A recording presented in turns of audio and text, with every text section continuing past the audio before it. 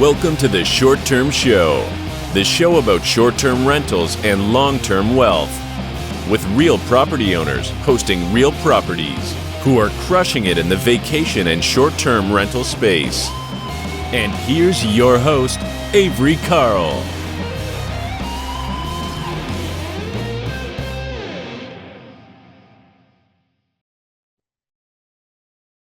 This episode of the Short Term Show is brought to you by the Short Term Shop. 30-year fixed mortgages, tax benefits, and long-distance management training made easy are just a few of the perks of owning a short-term rental.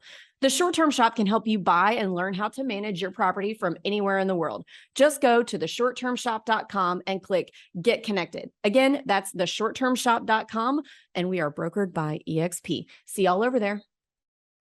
Hey, everybody. Welcome back to the Short Term Show. We have a really cool guest for y'all today. We have Brian Davila. He is a lot of things. He runs Future Flipper. He's the chief growth officer with the Ryan Pineda Company. He's a real estate investor. He is an ex-child model. He has done all of the things. So really excited to talk to him today. How's it going, Brian? I am very excited to speak to you. Awesome. Yes, we're very excited to have you as well. So why don't you start off by just telling us a little bit about yourself? So I'll give you my quick backstory. So I was actually born in Puerto Rico, moved to Las Vegas as a kid with my mom. Single mom, took care of me and my sister. I actually dropped out of high school about the 10th grade. Really struggled with addiction and other things like that until I was about 25. That's when I got into real estate. Since 2015, I've done more than 300 real estate transactions as a realtor, flipper, wholesaler. I own a handful of Airbnbs, and I own about 28 doors right now. Awesome. We're going to get into that stuff in just a second in terms of what you own and all that fun stuff. But I want to hear more about, you made a really big transition. There was probably some stuff in the middle there. You said you went from a lot of addiction to getting into real estate. So what was that jump like? How did that go? So for me, I think growing up, I had something called ODD. So that is like obsessive defiant disorder. Maybe I'm saying it wrong, but I had an issue with like authority. I had an issue with following rules. I had an issue with doing things that I just didn't believe in. So when I was in high school, my mom was struggling. She's a cocktail waitress. We went through the real estate market correction in 2008. She, did the loan mods. I saw her fighting for her house. I remember the pre-foreclosure letters, all that stuff. And at that time I was like, okay, like I have to make money, like I can't just go to school and watch my mom just struggle, So right there, I started working, started doing whatever I could to make money. And then started doing some, substances to kind of escape reality sometimes and just not be 100% focus on the real world, just try to escape. So I actually did that a lot from like 15 to 21. It was like a big part of my life. And then 21, was able to get a decent job working at a bar. And then I did that. So from like 15 to 25, I've always had like 2 to 3 jobs. And then there was a day where I was in a barbershop and this client came in and he had a big Nixon watch and he had a Mazda. And I was like, man, this guy's doing pretty well, So I was like, hey, what do you do? And he's like, hey, I'm in real estate. And I was like, how much do people in real estate make? He's like, oh, we make like 50,000 a year. I was like, whoa, 50,000 a year? That's like $4,000 a month. That's like $1,000 a week. Like, how do I do this? And he, pointed me to a real estate school here in Las Vegas. Went to that school. My teacher at the time gave a big motivational speech about you could do whatever you set your mind to and all this stuff. And this was before like I knew about YouTube and stuff like that. So I was never around that. And I was just really motivated. I quit my job. I quit one of my jobs. I went and bought a new BMW with no sales at all. And I was just all in on real estate. Awesome. The BMW is the quintessential realtor car. Yeah, 100%. 100%. Yeah. Went right for it. Well, that's awesome. And you really came a long way from dropping out of high school in 10th grade. So congratulations on that. Yeah. How about you? Did you finish high school? I did. So I am one of those people who really, really like school. So I've got a master's degree, but it's not something that I think is necessary for people, especially in the real estate investing world, to do. I just really like school. Like I'll probably go get a PhD one day just because I think it's fun. So there's something, I clearly have a disorder of some type. Yeah. So. Yeah. Do you have kids by chance? Yeah, I have a 2-year-old and a 4-year-old. Do you random question, not to get off topic. Okay, sure. Do you really want them to go to college? Is that something you really want for them? I want them to do what makes them happy. But I also want them to work hard at something and be always moving forward and doing things. So if what they want to do in life and what makes them happy in terms of a career requires college, which some things do, then great. I just want them to be as educated as possible. And that doesn't necessarily mean formal education, and just always make sure that they're working as hard as they can towards their goals personally. Got it. Because, what I do certainly does not require all the education that I have. Yeah. What about you? Very similar answer. I want my kids to do whatever they are passionate about. I'm not going to instill in them like, hey, you need to go to college for 4 years and get a communications degree at least. I want them to do whatever makes them happy. My middle son, he's 5. He already asked me like, hey, can I go work with you and stuff like that. So I try to show him, what I'm doing, what's going on. And if they end up getting into real estate, honestly, I would love it. I would love to work with my kids and be around them and, kind of give them a little bit of a head start. So, but we'll see. I would love if our kids wanted to come work in the family business. And I've thought about, I've proposed it to my husband before that, maybe when they get in late high school, that maybe we'll give each of them one short-term rental to run to kind of learn how to do things. But he was like, no, we're not doing that. But so my husband and I both before, in another life, we're in the bar business in New York City. Okay. And we have seen the other end of people who give their kids a lot of money and don't make them work. Yeah. Not that we would be giving our kids a lot of money. We would be, just helping them along. But we had a lot of regulars that were those type of kids that I do not want my kids to become. Yeah. So I was here. So right now I'm sitting in Ryan's podcast studio, and I was here when Grant Cardone came in, and we were talking to him. His daughter was here, and she's super high level. I don't know how old she was. I think she was like 12 or 13. So the highest level 13-year-old I've ever met in my life. And I was asking her and him, I was like, does she go to school? Like, how does she deal with other 12-year-olds who are just, I don't know what other 12-year-olds do, but she was talking about real estate deals. We're going over syndication. She's standing over our shoulder while we're looking at a potential building to buy.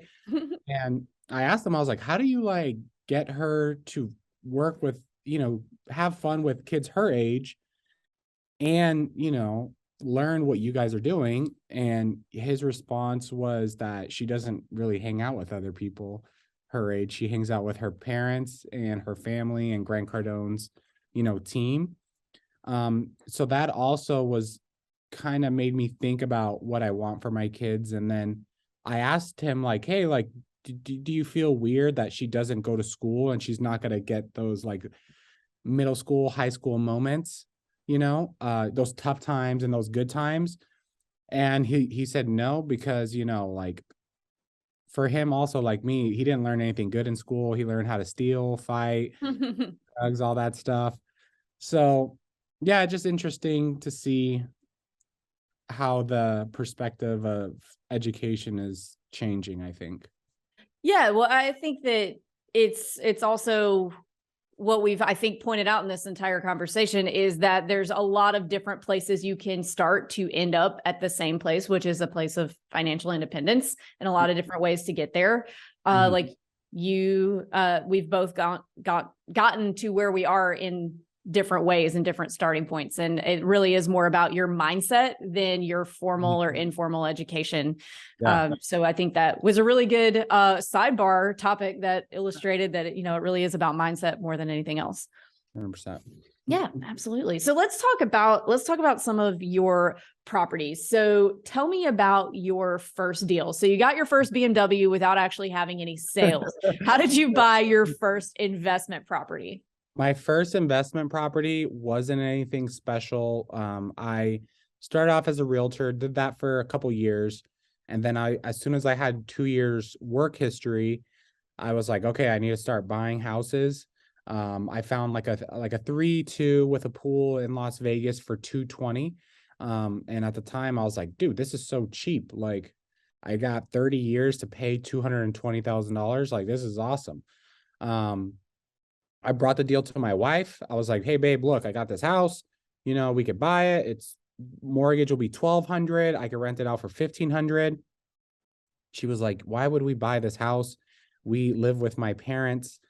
And I was like, because we can't afford to buy like the house we want, but I could buy this house, and then cash flow and all that stuff. She didn't get it. She did not want me to do it, but my ODD kicked in, just did it anyways.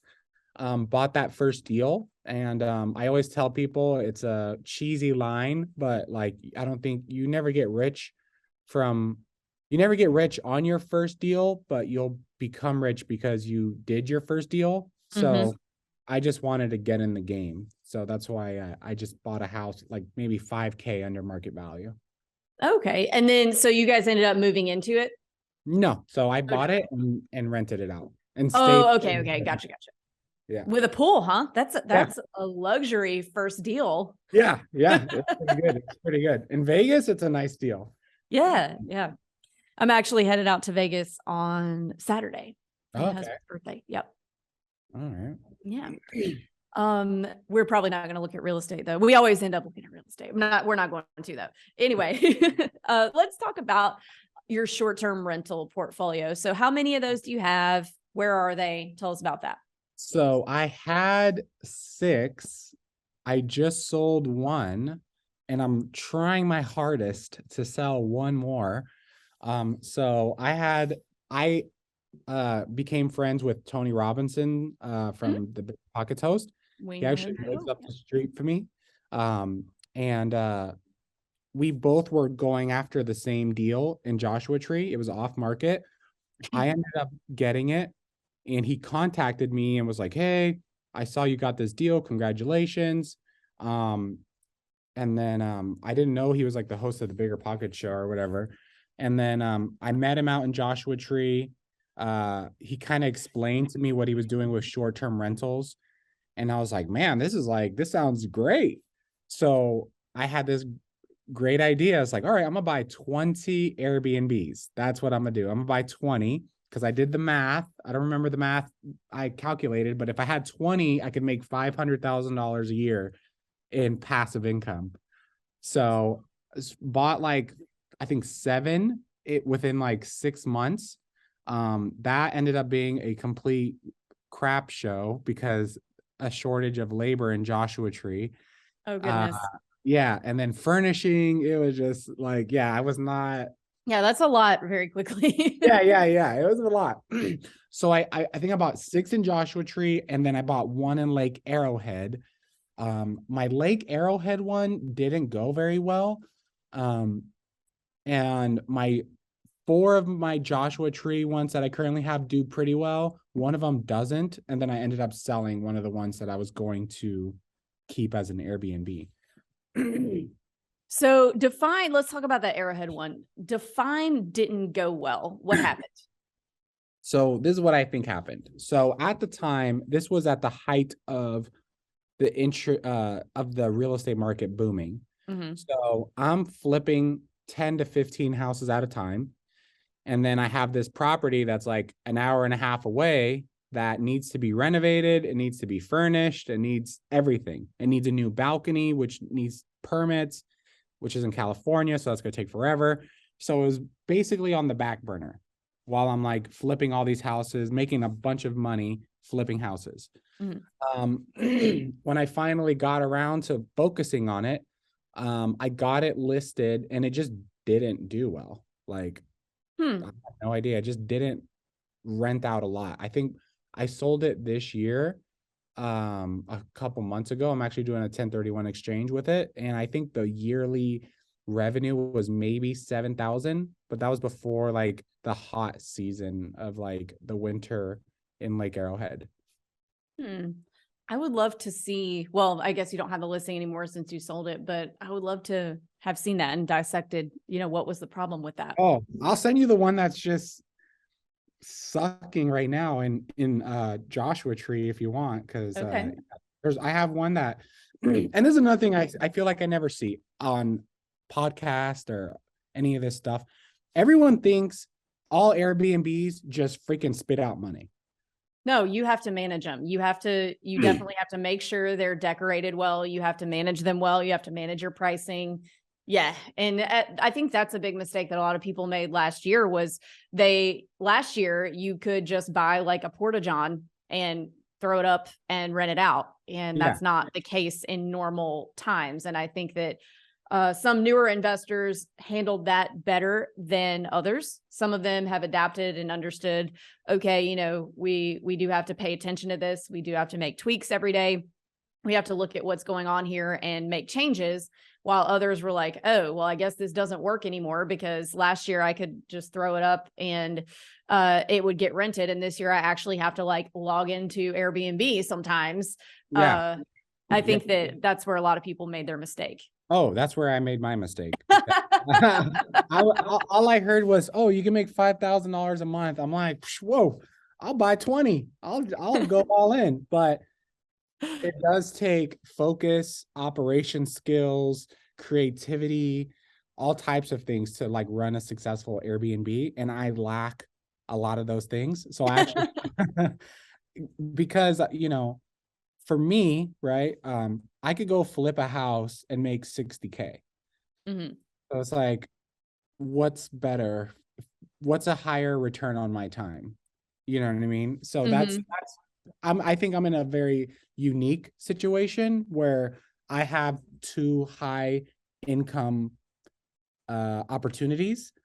So the Airbnbs is almost like it was supposed to be a write-off and like extra cash flow, but I just didn't focus on them very well. So some of them just didn't do well. I just sent one to your admin, the one that I still have that is just not doing well.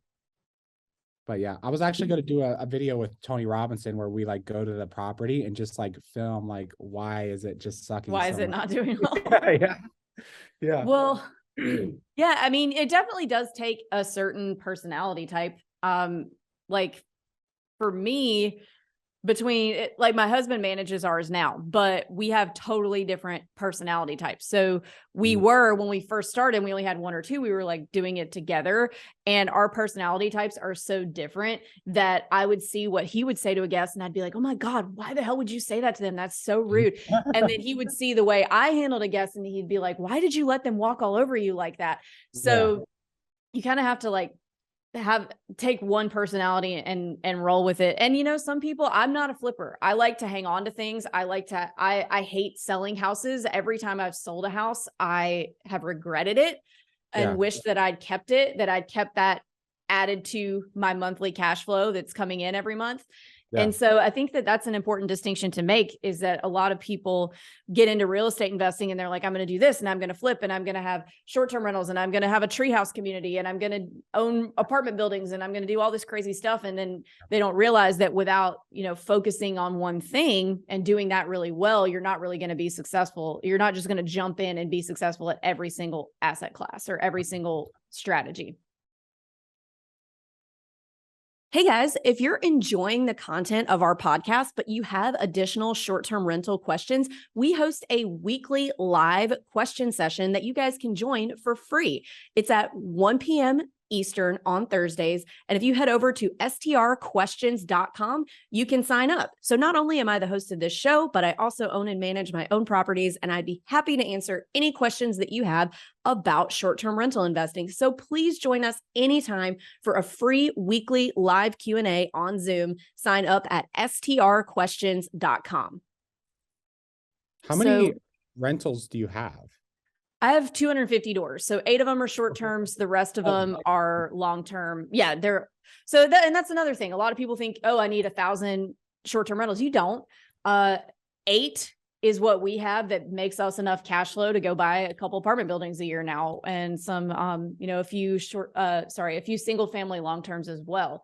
So, you don't have to have like a huge portfolio of short-term rentals to really make a lot of money. You just have to have a few quality ones, but you do kind of have to focus on it. If like my strategy was, I'm going to buy a few short-term rentals because we didn't have any money when we started. Our strategy was, okay, we're going to buy a few short-term rentals because they make more money than long-term, so that we can take that more money and scale our portfolio much more quickly than if we'd started with traditional long terms. So now we do own in 3 separate asset classes across multiple markets. So I'm kind of contradicting myself a little bit here, that I'm saying but we focus on one thing at a time. And then once you've got those balls all rolling the way you want them to, then scale into other types of asset classes. So one thing I wanted to ask you, so flipping, that is your thing, the thing that you're good at.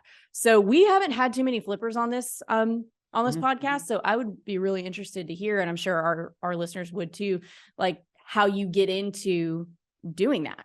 Yeah. So with me, I think I started off with an advantage because I was a realtor already. So I did like over 100 realtor transactions before I flipped my first house. And so I already know how to run comps. I already had access to the MLS. I understood what a fixed up house would sell for opposed to a house that needs work. I understood how escrow works. I understood how loans work. I understood how FHA works, where I think a lot of people who come into flipping, they don't even have a basic understanding of how real estate works in general. So they not only do you need to learn real estate, they need to learn how to flip houses. So for me, I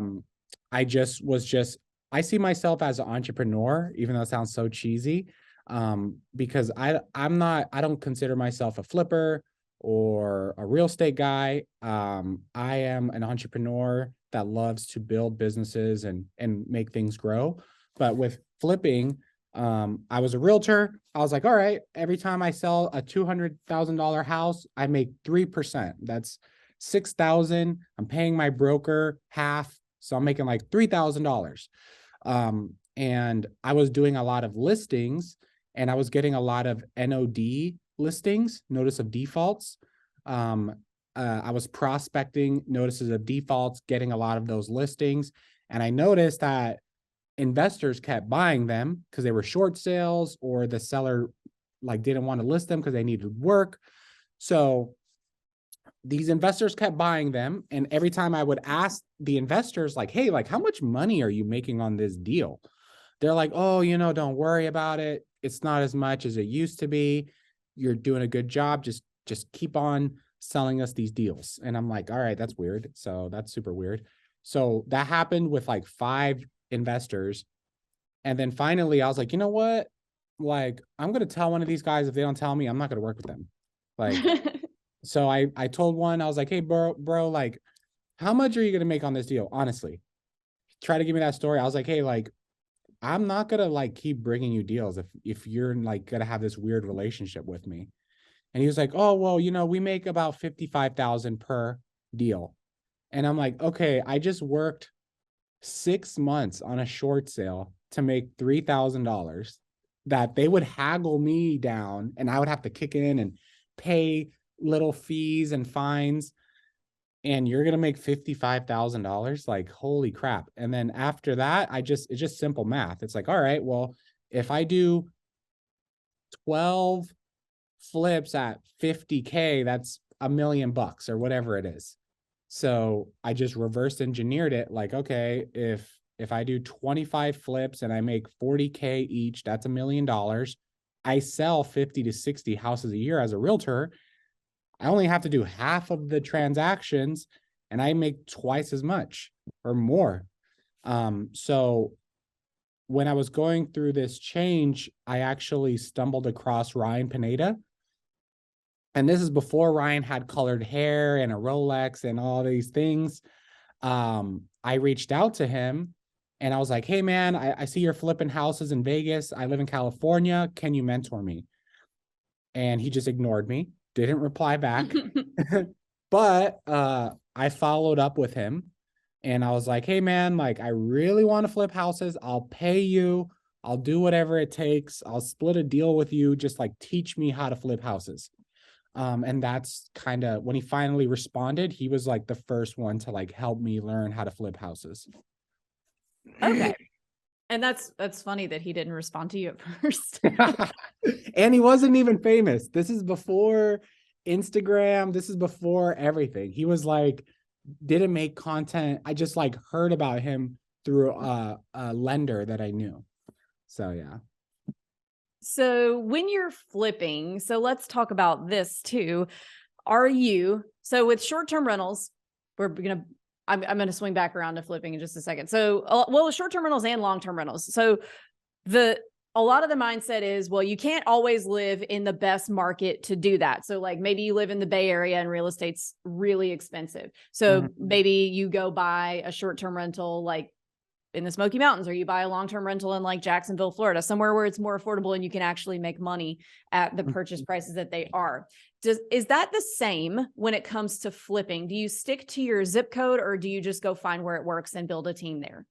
I personally believe in just flipping where you live, because like I didn't have money to flip my first few houses. I had to raise private capital. So I believe you should always flip where you live, unless you live somewhere like San Francisco, where the average house is $2 million.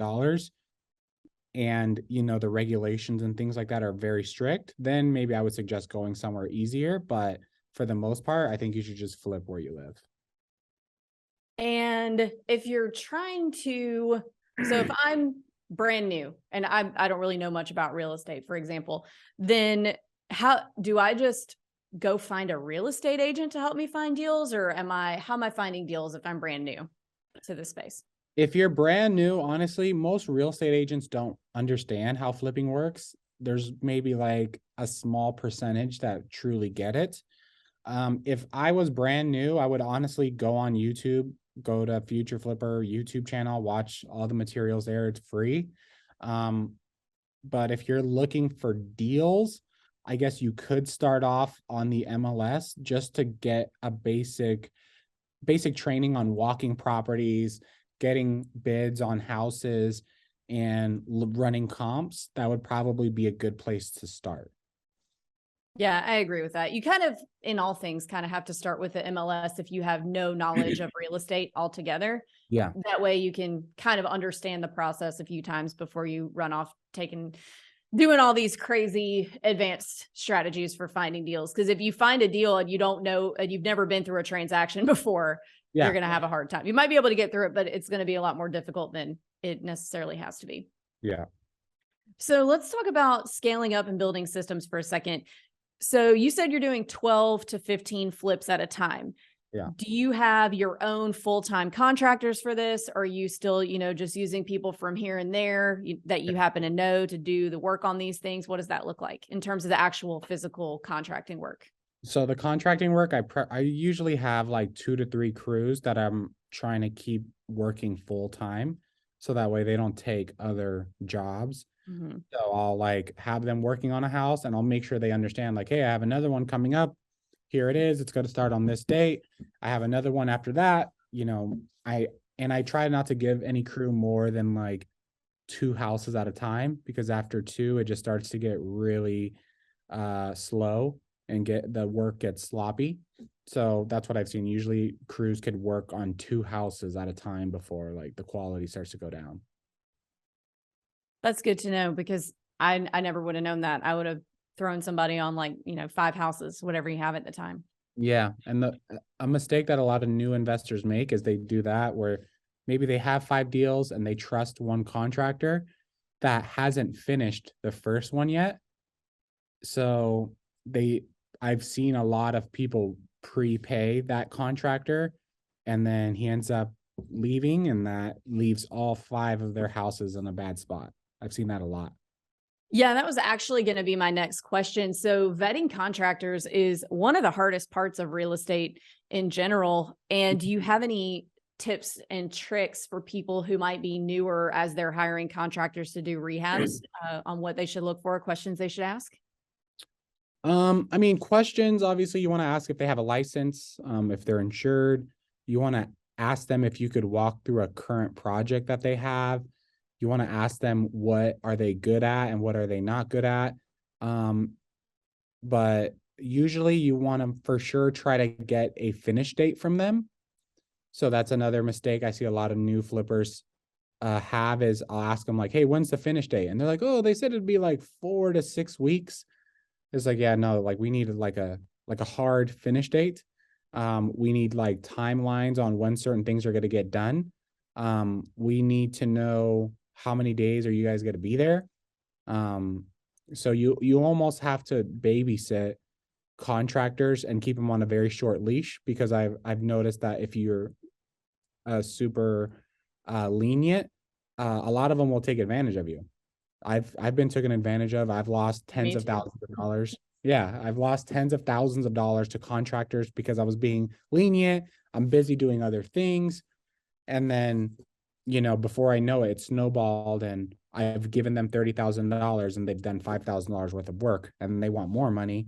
And then you're like, ugh, crap. Like now I'm in a tough spot. Yeah.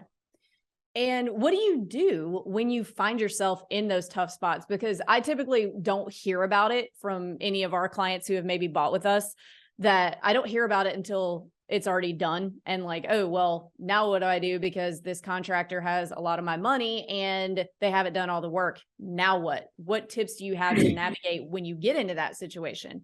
Yeah.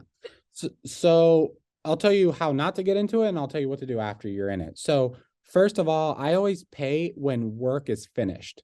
I don't prepay anything. I might give a deposit, but I don't prepay anything. So there's some contractors where, let's say, for example, the bid is $50,000.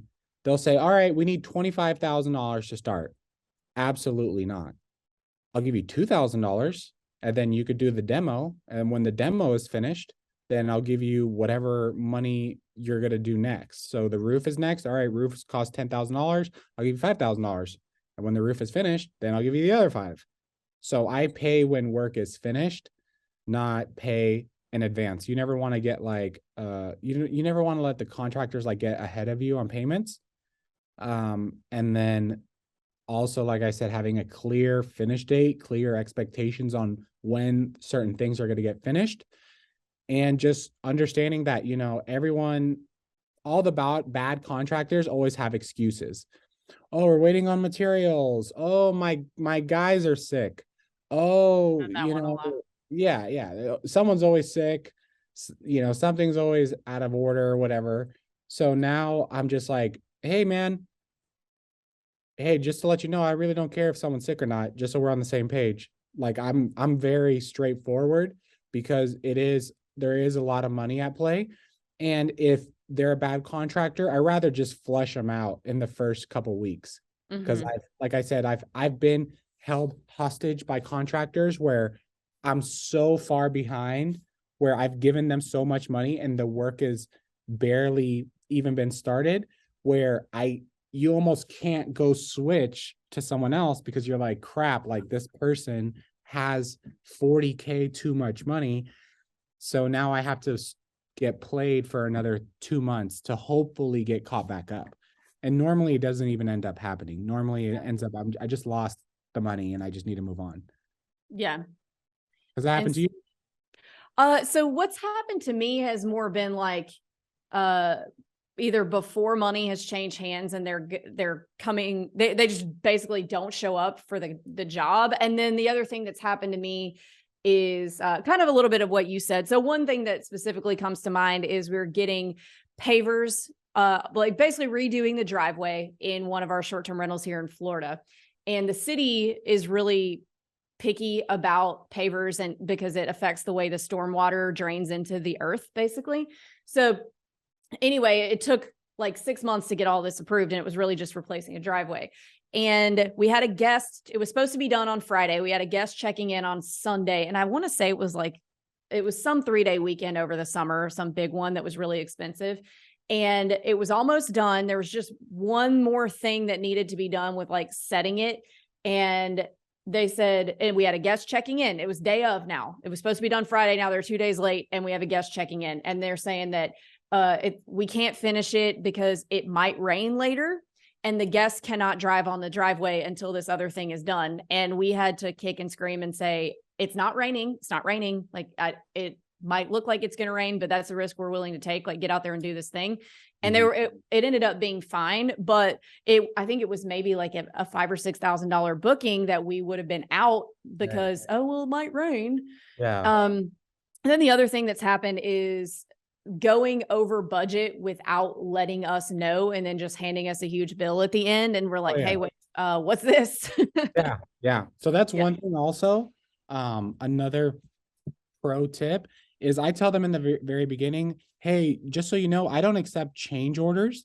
If something is changing, you have to get permission, because I have had that where I get a 50K invoice and then at the end they're like, oh, it's 65 because this and that and this. And it's like, hey, bro, I didn't approve this.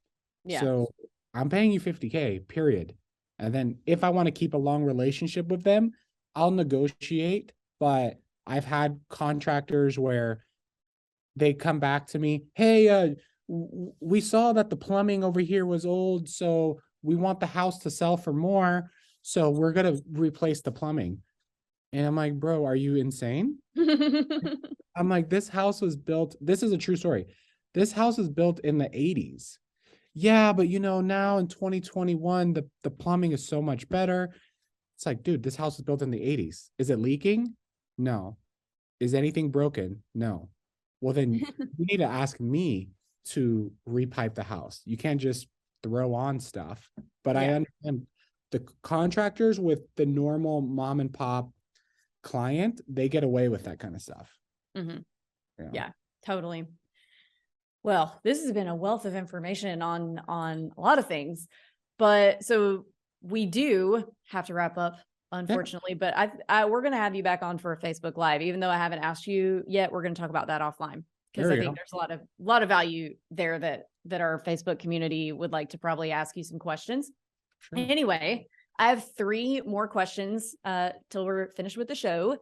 First one is, what advice would you give 20-year-old Brian, knowing what you know now? 20-year-old Brian, I would say, hey, Brian, you could do whatever you set your mind to.